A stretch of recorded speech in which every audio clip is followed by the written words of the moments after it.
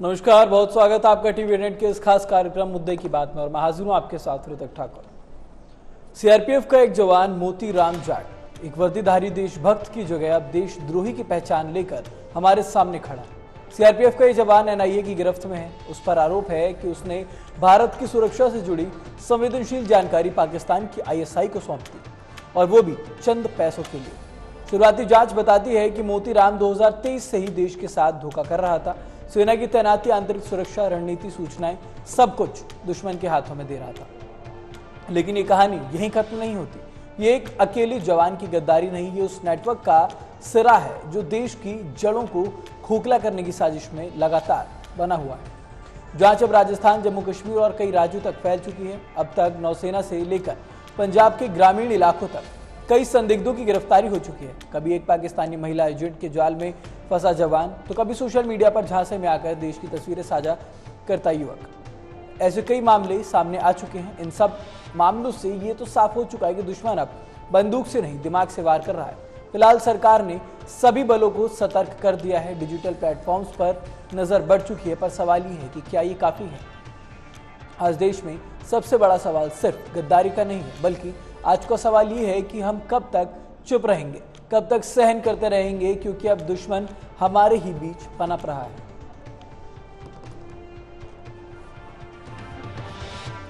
तो देश के सेना की हम लगातार बात कर रहे थे। 22 तारीख के बाद सेना का जो साहस था, सेना का जो पराक्रम था, उसकी हम लगातार तारीफ कर रहे हैं। सेना का शौर्य गाथा हम पूरे विश्व में गा रहे हैं, लेकिन कहीं ना कहीं ये बहुत बड़े सवाल खड़े करता है कि वो कौन सी नैतिकता की कमी है जिसके चलते ये सेना का जवान इस तरीके की हरकत करने पर मजबूर हो जाता है। क्यों इस तरीके की हरकतें की जाती हैं? देश की जो अंदरूनी जो सुरक्षाएं हैं, जो देश की तमाम जानकारियां हैं, वो पाकिस्तान को इस तरीके से साझा करना क्यों एक जवान को इस तरीके से मजबूर करता है? क्यों चंद पैसों के लिए अपने देश के साथ गद्दारी करने के लिए मजबूर एक जवान को किया जाता? हमने देखा है इससे पहले भी 22 तारीख के बाद कई ऐसे जासूस हमारे सामने आए हैं। हम बात करें व्यापारी की, हम बात करें स्टूडेंट्स की, हम बात करें सोशल मीडिया इन्फ्लुएंसर्स की, तमाम ऐसे चेहरे हैं जो आईएसआई के चंगुल में फंसे हुए हैं, जो देश से गद्दारी कर रहे हैं, जो देश की तमाम जानकारियां हैं वो बाहर पहुंचा रहे हैं। और ऐसे में ही सीक्रेट स्ट्राइक हुई थी, जिसके बाद ये सीआरपीएफ का ये जवान था जिसको पकड़ा गया है। जवान की गद्दारी कहीं ना कहीं दर्शाती है कि देश के अंदर इनका एक बहुत बड़ा नेक्सस फैला हुआ है और ये कहीं ना कहीं शुरुआत है।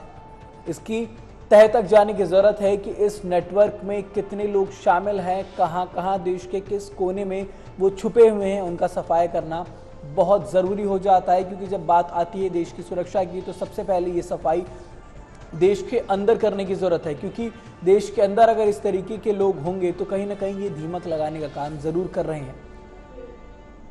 ये इस तरीके के जवान जो हैं, ये कहीं ना कहीं सेना के ऊपर भी सवाल खड़ा करवाते हैं। लेकिन बात ऐसी है क्योंकि सेना के अंदर अगर ऐसे लोग होंगे तो सवाल ये भी उठता है कि कैसे सुरक्षित होगा देश?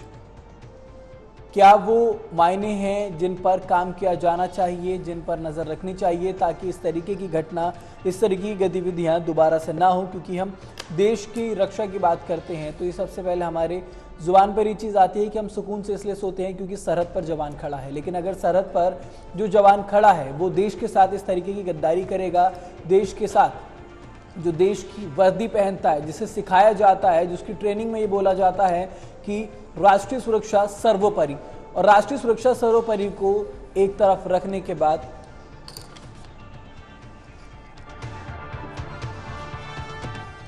इसी मामले में ज्यादा जानकारी के लिए हमारे साथ कुछ खास मेहमानों की मौजूदगी है। हमारे साथ विश्वनाथ मिश्रा वरिष्ठ पत्रकार हैं, आलोक सहाय रिंग रिटायर्ड विंग कमांडर हमारे साथ हैं, डिफेंस एक्सपर्ट, और पूर्व डीसीपी एलन राव हमारे साथ जुड़े हुए हैं। बहुत स्वागत आप तीनों मेहमानों का टीवी 100 पर।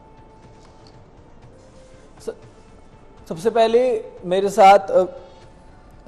साथ विश्वनाथ मिश्रा जी जुड़े हुए। विश्वनाथ जी, आपसे मैं जानना चाहूंगा कि इस तरीके की जो ये गद्दारी है, ये गद्दारी क्या दर्शाती है और इस पर हमें किस तरीके से कार्रवाई करनी चाहिए?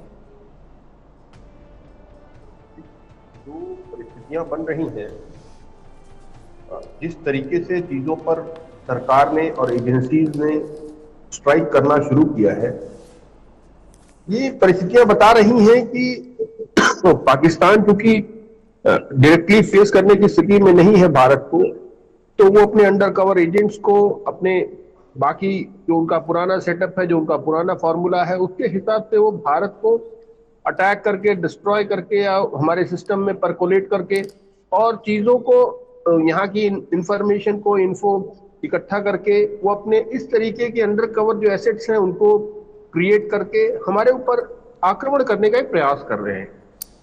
लेकिन अब चूंकि पहले की स्थिति नहीं है, जैसे कांग्रेस रेजिम में चीजें होती थी, अब सरकार बहुत सख्ती के साथ इन चीजों के साथ डील कर रही है। सरकार ने तय किया है कि इस पर बिल्कुल जीरो टॉलरेंस की नीति है सरकार की।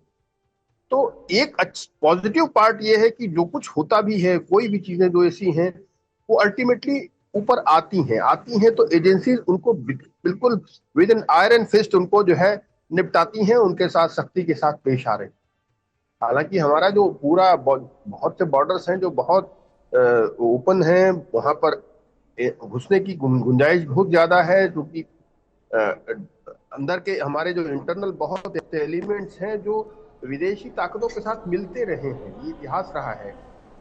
तो इस तरीके की ये जो समस्याएं हैं ये बड़ी गंभीर है हमारे लिए, ये गंभीर है। लेकिन ये है, अच्छी बात यह है कि हमारी सरकार कम से कम इन चीजों को बहुत सख्ती से निपट रही है, इनके साथ प्रयास कर रही है, और आशा करते हैं कि कम से कम ये एक बड़ा सख्त मैसेज जाएगा और ये डिस्करेज करेगा उन एलिमेंट्स को जो कम से कम भारत के साथ विदेशी ताकतों को लड़ने के लिए प्रेरित करता है, उनकी मदद करता है। तो कम से कम ऐसे जो डोमेस्टिक एलिमेंट्स हैं उनके साथ सख्ती से, सरकार की सख्ती से कम एक मैसेज सही जाएगा और ऐसे एलिमेंट्स डिस्करेज होंगे। क्योंकि देखिए, आप अपने हर व्यक्ति को, आप जो इंटरनल एलिमेंट्स जो हैं उनको आपको सुधारना पड़ेगा।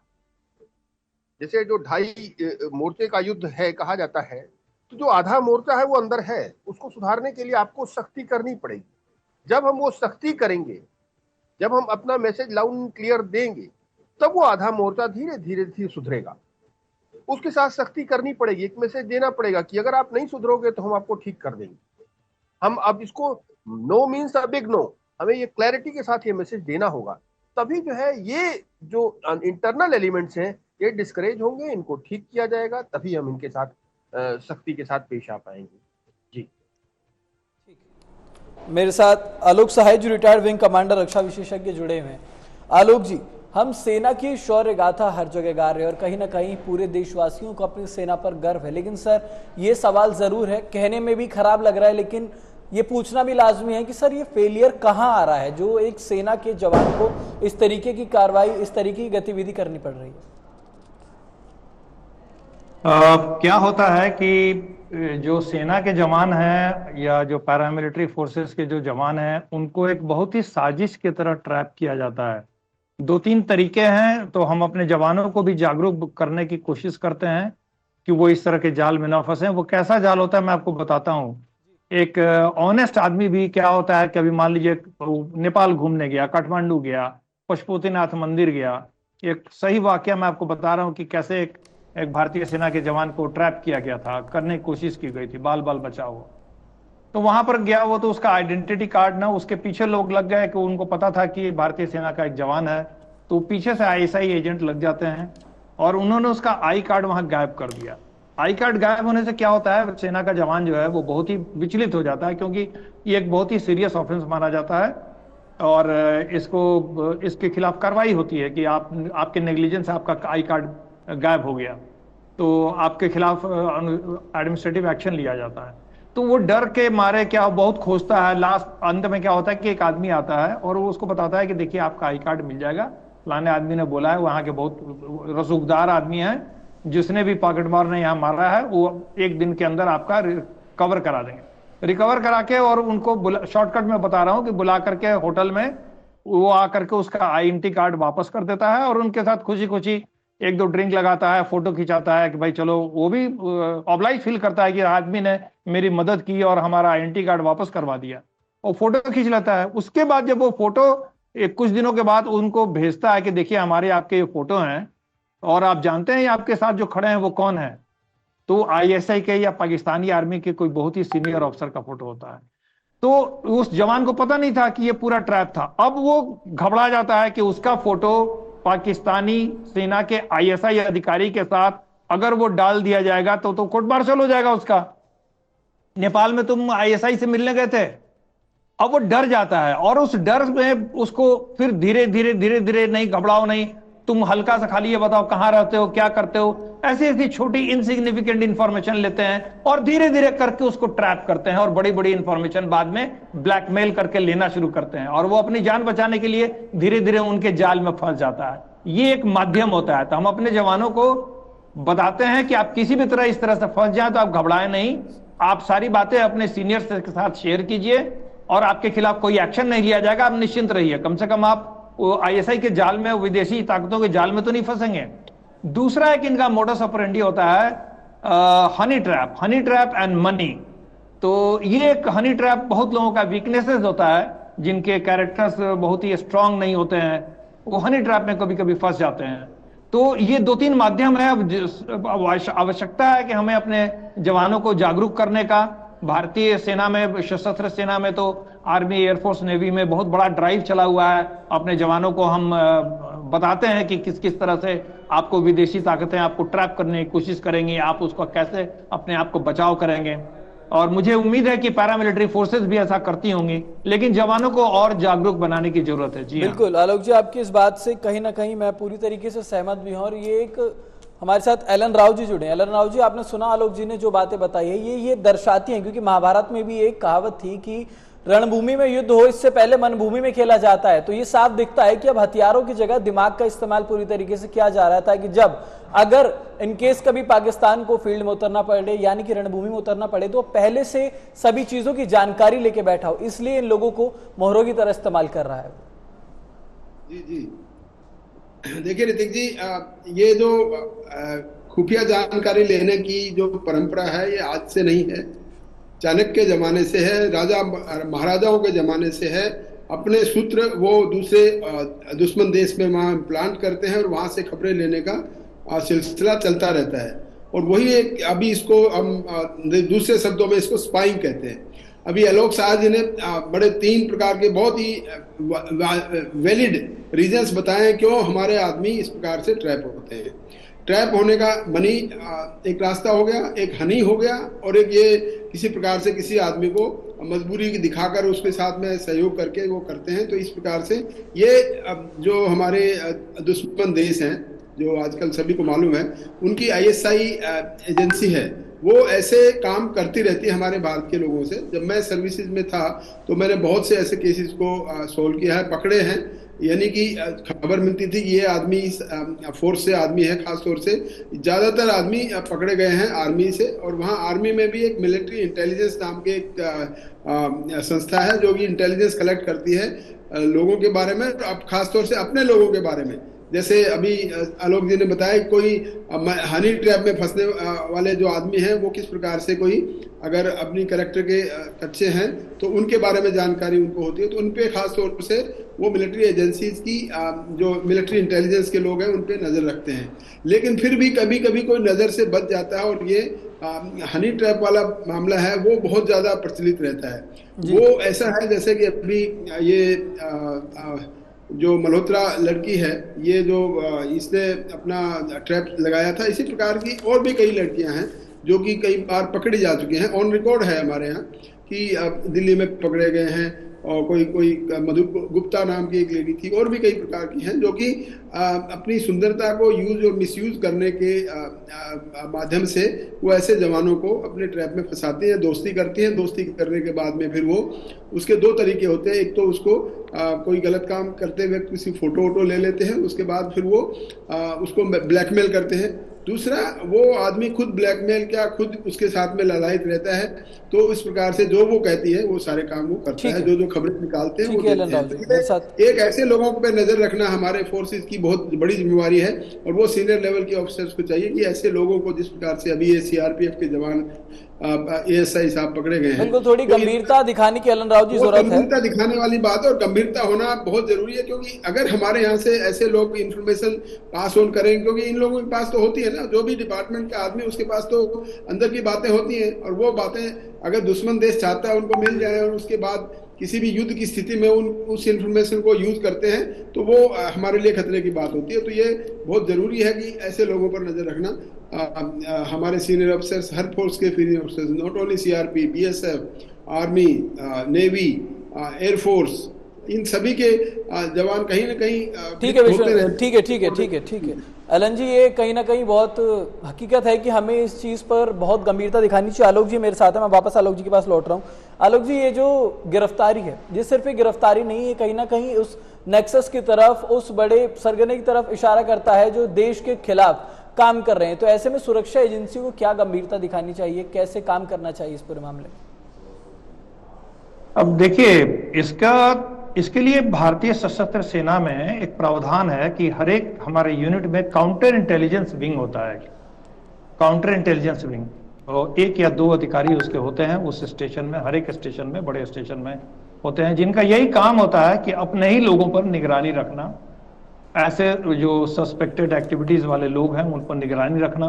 लेकिन अब जरूरत यह है कि ये जो काउंटर इंटेलिजेंस विंग जो है इसको मजबूत करना पड़ेगा, क्योंकि इसमें अभी भी ज्यादा लोग नहीं हैं, ज्यादा लोग, मैन पावर की कम। जैसे एक यूनिट में 1 या 2 आदमी होते हैं काउंटर इंटेलिजेंस में, तो ऐसे नहीं काम चलेगा। काउंटर इंटेलिजेंस को हमको थोड़ा सा और स्ट्रॉन्ग करना पड़ेगा, थोड़े पैसे खर्च करने पड़ेंगे, फंडिंग करनी पड़ेगी, और हर एक यूनिट में, चाहे वो पैरामिलिट्री फोर्सेस की यूनिट हो या इंडियन आर्म फोर्सेस की यूनिट हो, काउंटर इंटेलिजेंस विंग में संख्याएं बढ़ाई जानी चाहिए और उसका फंड अलॉटमेंट थोड़ा अब बढ़ाना पड़ेगा, क्योंकि ये खतरा जो है अब काफी बढ़ता जा रहा है। जी हाँ, ठीक है।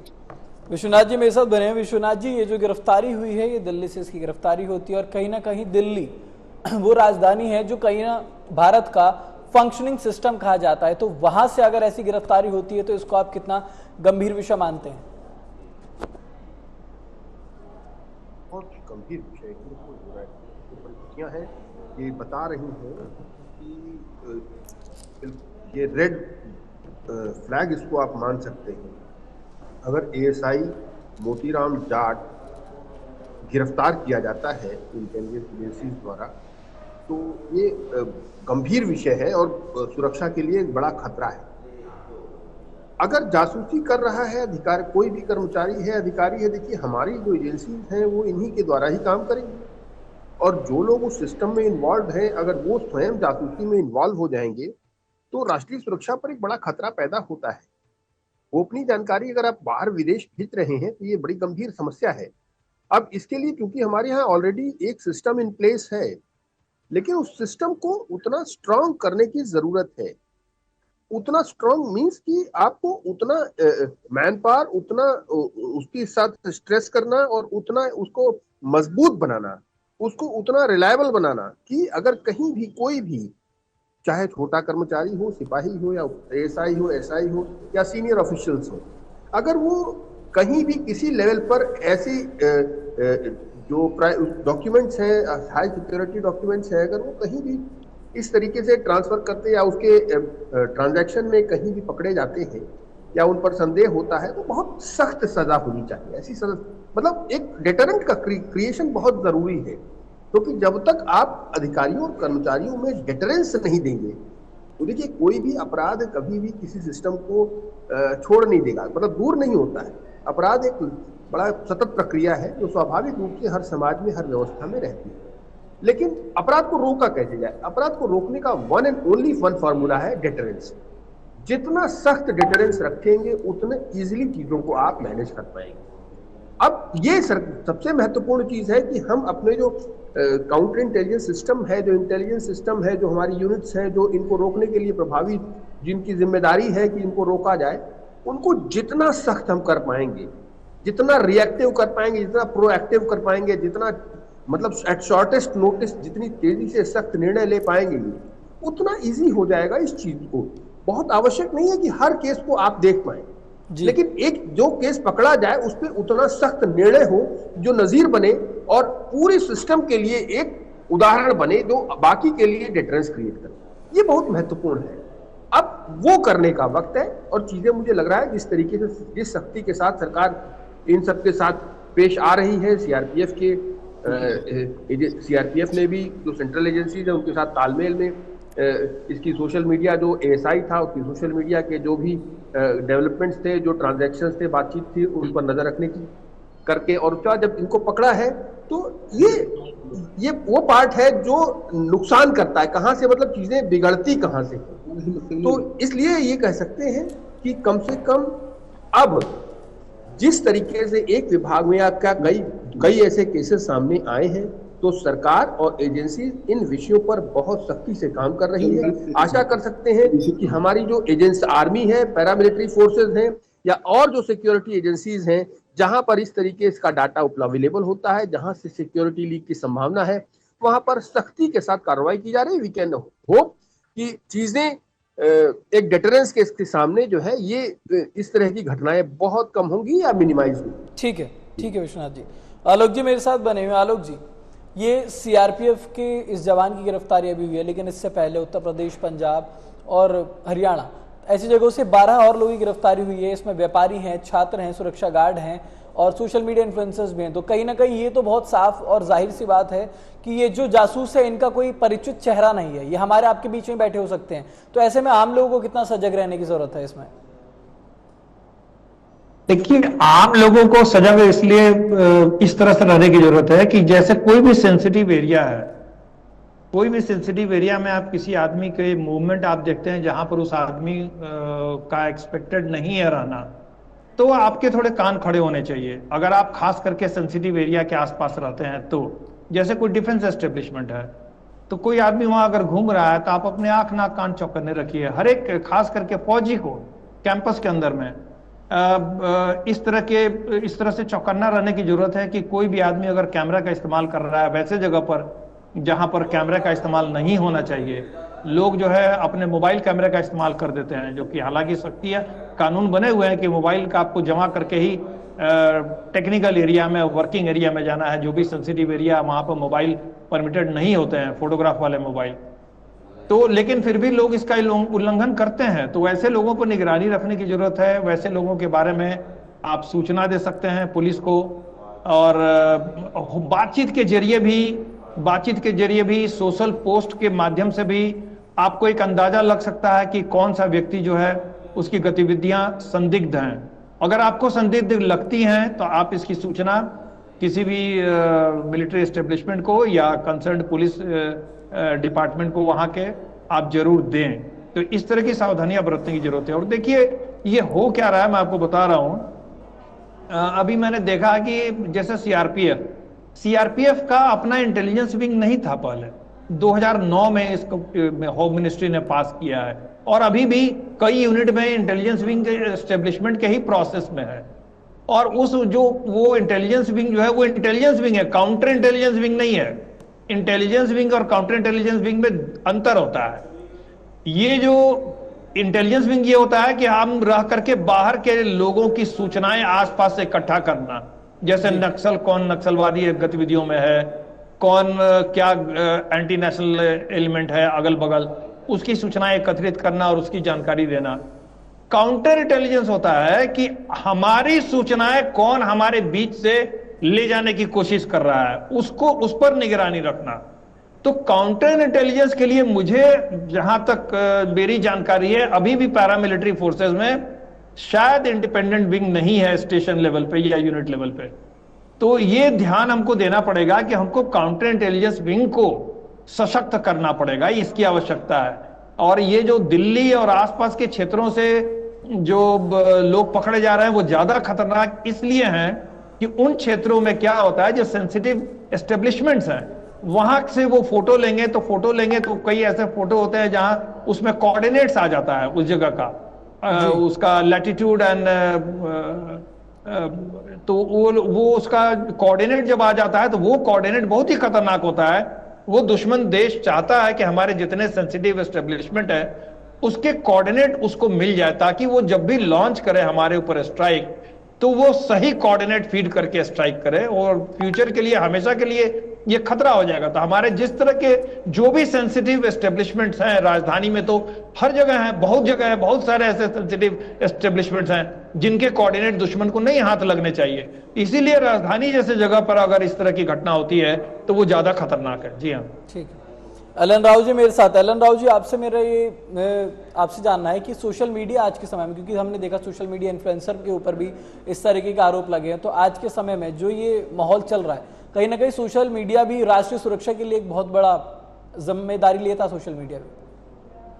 जी, वैसे तो सोशल मीडिया भी आजकल ज्यादा जिम्मेवारी का काम हो गया है। अदरवाइज सोशल मीडिया पे जिस प्रकार से ऐसी सोशल जो इन्फ्लुएंसर्स लोग हैं, जैसे कई लोग अपने आप की प्रचार करते हैं या कुछ और करते हैं, तो वो बहुत जिम्मेवारी वाली बात है। कोई भी इस प्रकार की कोई सोशल मीडिया पे ऐसी खबर कोई देता है तो उस पर भी नजर रखनी चाहिए। और खासतौर से सोशल मीडिया पे सरकार की नजर भी होनी चाहिए, और जो ग्रुप बने होते हैं, काफी ग्रुप बने होते हैं, उनके ग्रुप के एडमिन की भी ये जिम्मेवारी है कि कोई भी आदमी इस प्रकार से कोई ऐसी खबर प्रसारित या प्रचारित करता है तो उस पर नजर रखें। और ऐसा कोई सस्पेक्टेड आदमी है तो डेफिनेटली उसकी खबर पुलिस में तुरंत पुलिस में देनी चाहिए, ताकि उसके बारे में और ज्यादा जानकारी जुटाई जा सके पुलिस के द्वारा, उससे पूछताछ की जा सकती है, उससे उसके ऑब्जेक्ट्स पूछे जा सकते हैं। तो ये सब चीजें बहुत जरूरी है। सोशल मीडिया इन्फ्लुएंसर्स और सोशल मीडिया के द्वारा फैलाई हुई बहुत सी अफवाहें भी, बहुत ज्यादा अफवाहें फैलाई जाती हैं, उन अफवाहों पर भी ध्यान रखना चाहिए। खासतौर से बिल्कुल जी, काफी ऐसी चीजें हैं जिनको ध्यान में रखना चाहिए, क्योंकि राष्ट्रीय सुरक्षा सर्वोपरि है, और ऐसे में इस तरीके की गिरफ्तारी जो हो रही है ये भी बहुत सारे सवालिया निशान खड़े करती है। फिलहाल मेरे साथ आज इस चर्चा में थे। आप बने रहिए देश दुनिया की तमाम खबरों के लिए सेफ टीवी नेटवर्क।